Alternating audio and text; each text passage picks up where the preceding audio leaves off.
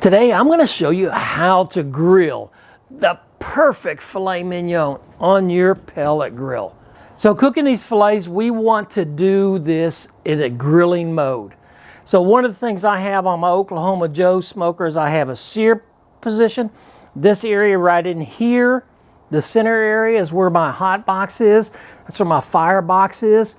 That has a sear plate. I can move it over this way, and that's for smoke. And it basically just blocks off a lot of that heat. It does not block it all off. So I have inside here a cast iron skillet that I turn upside down. That's my trick for when I'm doing smoking, because sometimes it gets, this area still gets a little too hot. So I just place that over in the center.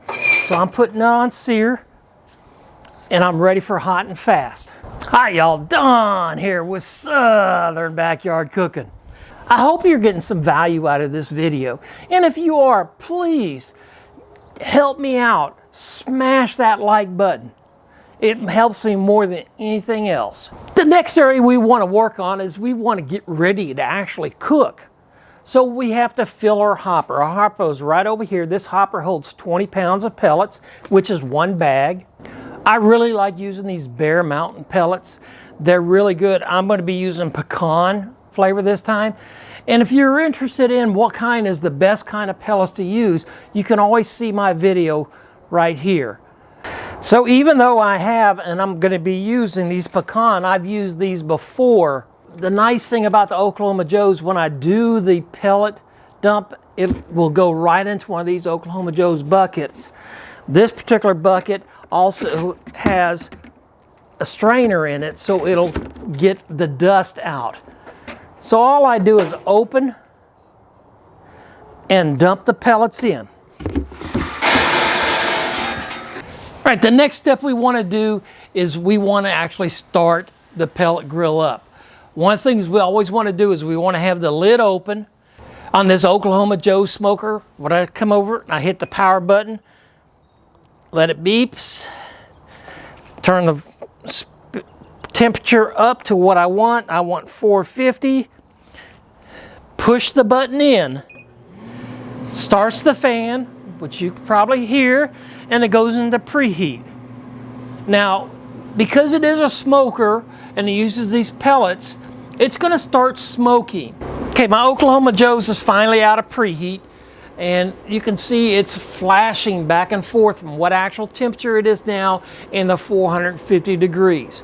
Once it gets to that 450 degrees, I want to make sure it stabilizes. So I'm going to give it a minute or so before I actually start putting my fillets on. Okay, I'm about a temperature. I'm at 470 right now. It'll come down a little bit. I'm going to go ahead and prepare my steaks to put on the grill. Now, what I mean by that is I don't put any salt, pepper, or anything of that sort on before I'm ready to put them on the grill. Okay, I got my fillets ready to go. I've got them seasoned. I've already stuck my probes in. I use this wireless thermometer.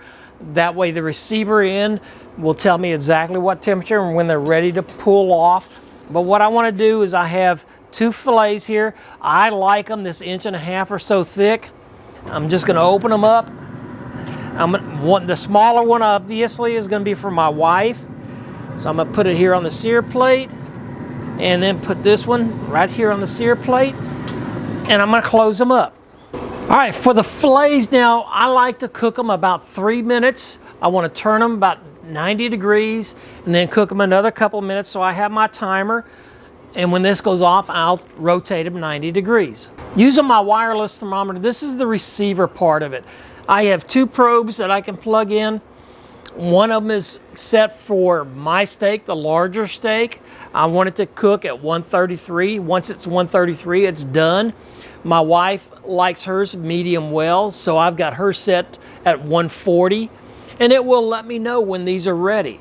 All right, y'all, my timer just went off, so I am gonna rotate these. All I'm gonna do is take them and I'm gonna turn them, like I said, 90 degrees. What this allows it to do is it allows it to cook more evenly, so I don't have a hot spot in one part of my fillet being medium well and the other part being medium rare. All right, y'all, if you've received any kind of value out of this, please subscribe, ring that bell. That gets you notifications of all my upcoming videos. All right, y'all, my timer went off for me to turn them, so I'm gonna turn them over. All right, y'all, this is a perfect example of why I use two different probes. My steak is right now at 130 degrees. I only got 3 more degrees to go, but my wife's is only at 102. Even though they're basically in the same area, they cook differently.